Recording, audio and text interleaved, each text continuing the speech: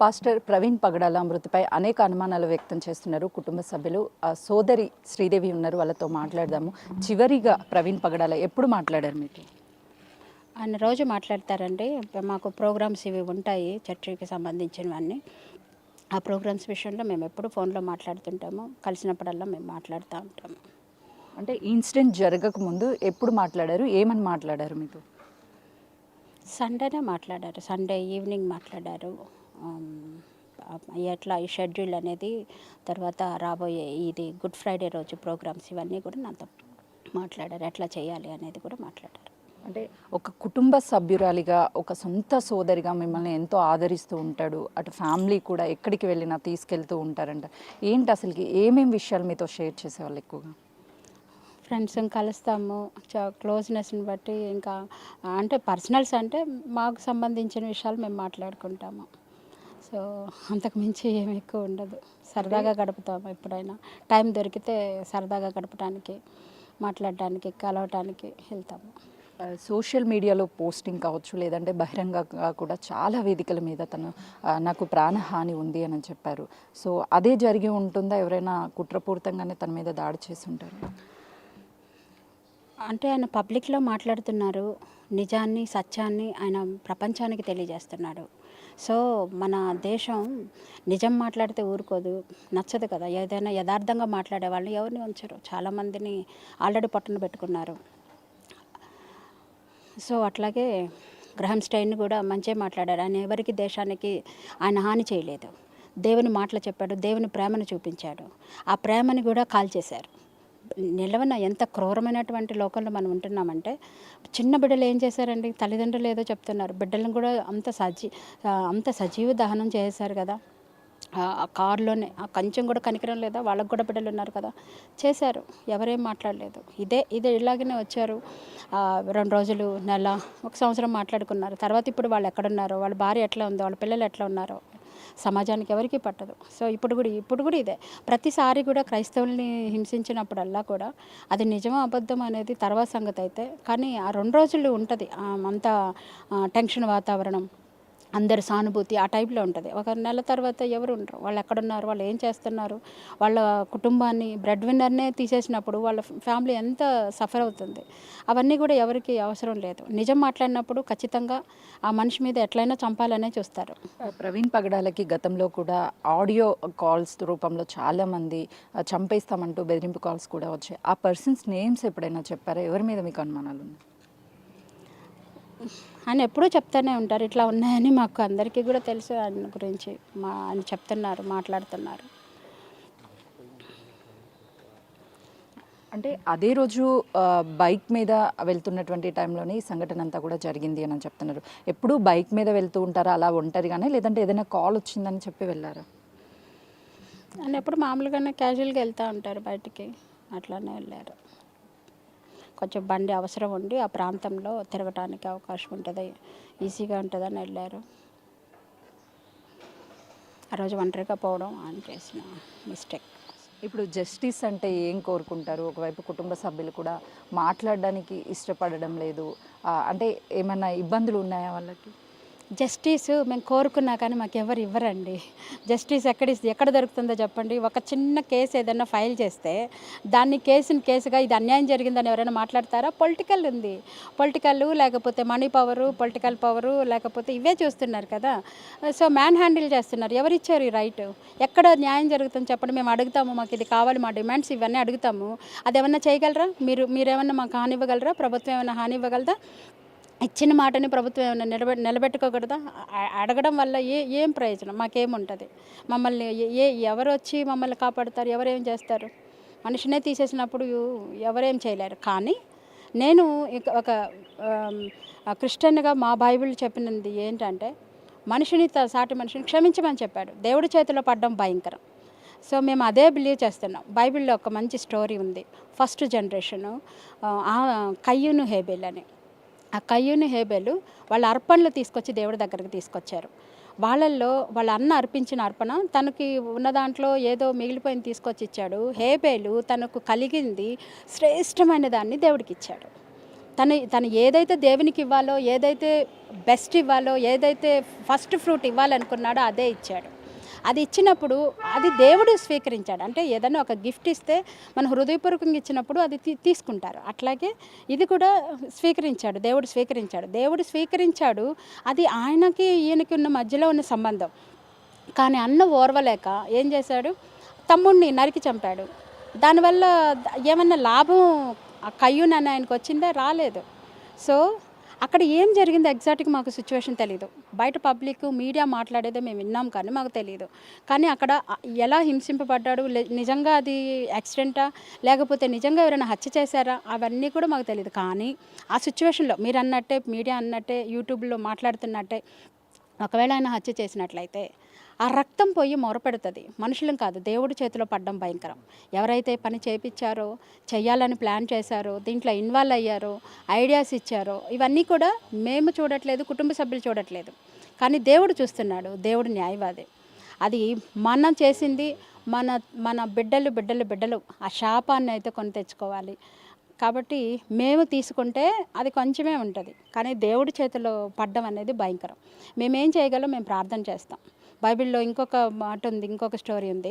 అంటే ఇశ్రాయేలు ప్రజలు అమాలేకులు యుద్ధం జరుగుతున్నప్పుడు వాళ్ళు ఏమి చేయలేక క్రైస్తవులు అనేవాళ్ళు ఇశ్రాయేలు ప్రజలు చేతులెత్తేశారు, దేవుడి వైపు చేతులెత్తి ప్రార్థన చేశారు.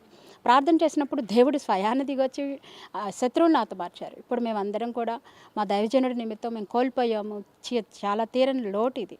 మేము కంపల్సరీ మా చేతులెత్తి ప్రార్థన చేస్తాం. ఒకవేళ అదే నిజమైతే, యాక్సిడెంట్ అయితే మేమేం చేయలేము. కానీ ఒకవేళ ఇదే మీరు అనుకున్నట్టు నిజమే అయితే, హత్య అయితే, మేము చేతులెత్తి ప్రార్థన చేస్తాం. మా దేవుడికి మేమేమి మొరపెట్టాలో అది మేము మొరపెడతాం. దేవుడు కార్యం చేస్తాడు. మనుషులు ఏం చేయలేరు. నేను అది రాసుకోండి, మీరు కూడా రాసుకోండి, రికార్డు ఉంది, రాసుకోండి. గవర్నమెంట్ ఏం చేయదు, పొలిటికల్ ఏం చేయదు, పొలిటికల్ లీడర్స్ ఎవరు ఏం చేయరు. ఏదో వచ్చి సానుభూతి కోసం ఇచ్చారు. పెద్ద వాళ్ళందరూ ఎందుకు రాలేదు? అదే ఒక పూజారిని మాట్లాడితే మాత్రం సినిమా యాక్టర్లు అందరు, అంటే వాళ్ళది ప్రాణం, మాది ప్రాణం కాదా? వాళ్ళకేమన్నా నీళ్ళు వస్తాయా? లేకపోతే మాకేమన్నా నీళ్ళు వస్తాయా? వాళ్ళకేమన్నా బ్లడ్ వస్తుందా? ఏంటి డిఫరెన్స్ ఏమన్నా ఉందా? చెప్పండి. ప్రవీణ్ పగడాల ఎంతోమందిని దత్తత తీసుకొని వాళ్ళకు ఒక లైఫ్ని ఇచ్చారు అని చెప్తున్నారు. ఎంతమందిని దత్తత తీసుకున్నారు? వాళ్ళు నిన్న వచ్చారా? అసలు ఎలా ఉన్నారు? అందరూ వచ్చారు. ఆయన దగ్గర సహాయం పొందిన వాళ్ళు అందరూ వచ్చారు, చూశారు. ఆయన దగ్గర మేలు పొందిన వాళ్ళు అందరూ కూడా వచ్చారు. దేశం మొత్తం కదిలొచ్చిందంటే దాన్ని బట్టే మనకు అర్థమవుతుంది ఆయన ఎంత ప్రజలకు మేలు చేశాడు అని. ఎంతమంది పిల్లల్ని దత్తత తీసుకున్నారు? చాలామందినండి తీసుకుంటా అంటాడు, వాళ్ళని చదివిపిస్తాడు, వెళ్తారు. ఆయన చిన్నపిల్లలనే కాదు, అన్ని పరిచర్లు చేశాడు ఆయన. అంటే ప్రవీణ్ పగడాల గారు చాలా వేదికల మీద బోధనలు చేస్తూ ఉంటారు. ఆయన చెప్పేటువంటి బోధనలు ఏంటి అసలు? ఆయన దేవుని రాజ్యం కట్టడం. మా యేసుప్రభు మాకేం చెప్పాడో, దేవుని ప్రేమను చూపిమన్నాడు. ఆ సిలువలో పలికిన మాటలు ఏవైతే ఉన్నాయో, ఏవైతే ఆయన చెప్పాడో అదే ఆయన చెప్పాడు. దేవుని రాజ్యం కట్టండి, మనకు హాని చేసిన వాళ్ళని క్షమించమని యేసుప్రభు చెప్పాడు. మేమందరం కూడా ఆయన్ని సరదాగా పిలుస్తాం యేసుప్రభు తమ్ముడు అని. సో ఆయన యేసుప్రభు తమ్ముడు నిజంగానే అట్లాగనే ఆయన మార్గంలో నడుచుకున్నాడు.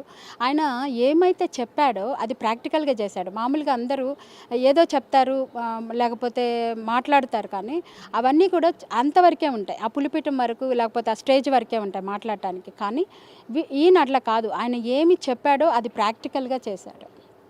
అదందరూ ఇంత ఇష్యూ జరిగినప్పుడు అందరూ బయటికి వచ్చారు, జస్టిస్ కావాలి అంటూ నినాదాలు కూడా నిన్న చేశారు. ఇప్పుడు ఫ్యామిలీ వాళ్ళకి ఎంతమంది పిల్లలు, వాళ్ళు ఎందుకు బయటికి రాలేకపోతున్నారు? వాళ్ళ జస్టిస్ని ఎలా ఎక్స్పెక్ట్ చేస్తున్నారు? అదే కదండి, ఇప్పుడు దాకా చెప్పాను. వాళ్ళ పిల్లలు వాళ్ళు రావడం, చిన్న పిల్లలు, వాళ్ళకి లోకమే తెలియదు, వాళ్ళ నాన్నకి ఏమైందో కూడా తెలియదు. అలాంటి చిన్నపిల్లలు వాళ్ళు ఏమొచ్చి, వాళ్ళకి ఏం తెలియాలి, వాళ్ళకేం తెలుసు? వాళ్ళు వచ్చి ఏం కోరుకుంటారు? ఇన్ని మృగాలు కలిసి మా నాన్నని చంపేశారని వాళ్ళ మెమరీలో అది మిగిలిపోవాలా? వాళ్ళ నాన్న వెళ్ళేటప్పుడు హ్యాపీగా వెళ్ళాడు, తిరిగి వాళ్ళ నాన్న ఇంటికి హ్యాపీగా వచ్చి వాళ్ళని హగ్ చేసుకుంటాడు అనుకున్నారు. సో వాళ్ళు అందుకే బయటికి రావటానికి ఈ భయంకరమైనటువంటి క్రూరులు మృగాలు పక్కనే ఉన్నాయి. పక్క బల్లిపోట్లు పొలిసిన వాళ్ళు కూడా ఉన్నారు. సో ఇంతమంది ఉన్నప్పుడు వాళ్ళు ఏం కోరుకుంటారు? వాళ్ళకి అన్నీ తెలుసు కదా. వాళ్ళు ఏం కోరుకుంటారు. వైఫ్ చాలా సందర్భాలలో ఎక్కడ ప్రస్తావించినా మీరందరూ కూడా వెళ్తూ ఉంటారు, కానీ వాళ్ళ వైఫ్ ఎప్పుడూ బయటికి రావడం కానీ ఏ వేదికల మీద కూడా కనిపించరు. అంటే తనకి మీడియా ముందుకు రావడం కానీ లేకపోతే బయట ప్రపంచానికి తనని పరిచయం చేయడం కానీ ఇష్టం లేదా, లేకపోతే ఇప్పుడు అసలు ఎందుకు బయటికి రావడం లేదు? తను ఎప్పుడు పబ్లిక్ పర్సన్ కాదండి. తనకి ఎప్పుడు ఇష్టం లేదు పబ్లిక్లో కనపడాలని కానీ పబ్లిక్తో మాట్లాడాలని ఇంట్రెస్ట్ లేదు. తన ఒక తన వరల్డ్ ఈజ్ డిఫరెంట్. సో దాన్ని బ్రదర్ కూడా దాన్ని అది యాక్సెప్ట్ చేశారు. తనకి ఇష్టం లేనిది ఆయన ఏది చెయ్యడు.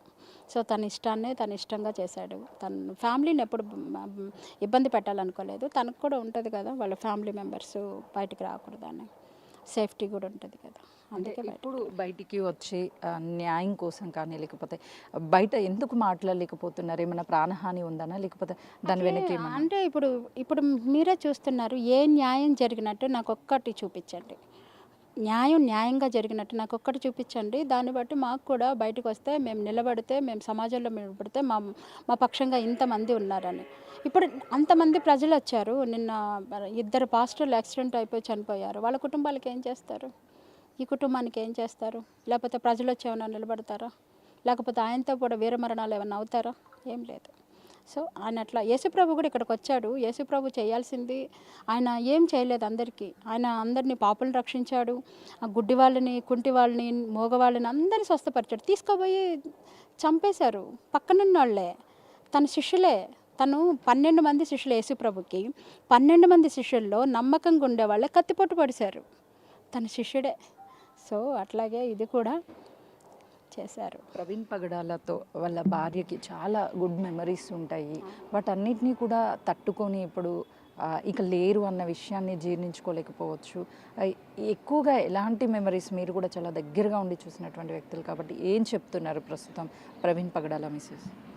తను బ్యాడ్ మెమరీస్ ఏవైతే ఎప్పుడు జరిగిందో ఈ 24th నుంచి ఆ బ్యాడ్ మెమరీస్ తను పెట్టుకోవాలనుకోవట్లేదు. తన భర్త వెళ్ళేటప్పుడు ఎంత హ్యాపీగా వెళ్ళాడు, ఏ విధంగా వెళ్ళాడు, ఆ సిచ్యువేషన్స్ అన్నీ కూడా తను రీకలెక్ట్ చేసుకొని దానిలో సంతోషిస్తుంది. నాకు అవి చాలు. ఇప్పటి వరకు ఉన్న మెమరీస్ అన్నీ కూడా నాకు అవి చాలు. సో నాకు ఇంతవరకే ఉంది. సో తన ఆశయాలన్నింటినీ కూడా నేను నెరవేరుస్తాను, నేను నిలబడతాను, ధైర్యంగా ఇప్పుడు వస్తాను. అంటే ఇన్ని రోజులు తన భర్త సపోర్ట్ ఉంది, తన వెనకాల చేయాల్సిన అవసరం లేకుండా పోయింది. ఇప్పుడు తన భర్త తరపున తను నిలబడాలి, తన పిల్లల కోసం నిలబడాలి కాబట్టి ధైర్యం కలిగే ఉన్నారు. తను ఎక్కడ కూడా ఏమి ఇది చేయలేదు. తను నిన్న కూడా చెప్పారు, దాంట్లో ప్రయోజనం ఏమి లేదు. అందరికీ తెలిసిన నగ్న సత్యం ఇది. నిలబడడం వల్ల, బయటికి రావడం వల్ల దాంట్లో ఏం ప్రయోజనం లేదు. ప్రవీణ్ పగడాల మృతి చెందిన తర్వాత అతను ఎలా చనిపోయారు ఏంటి అనేది మాత్రము యాక్సిడెంట్గా క్రియేట్ చేస్తున్నారు. అసలు ఏం జరిగిందో ఏంటి అనేది ఆ దేవుడికే తెలుసు. ఖచ్చితంగా మాకు దేవుడు న్యాయం చేస్తాడు. ప్రవీణ్ పగడాల భార్య గతంలో బయటికి రాకపోవచ్చు, కానీ ఇప్పుడు తను ఉన్నటువంటి ఆశయాలన్నిటినీ కూడా ముందుకు తీసుకొచ్చి ముందుకు వస్తుంది. కానీ ఎవరైతే ప్రవీణ్ పగడాలని హతమార్చారో ఆ వ్యక్తులకి దేవుడు శిక్షిస్తాడు, మాకు నమ్మకం ఉంది అని సిస్టర్ శ్రీదేవి చెప్తున్నారు. కెమెరామెన్ శ్రీనుతో సుజాత, హైదరాబాద్.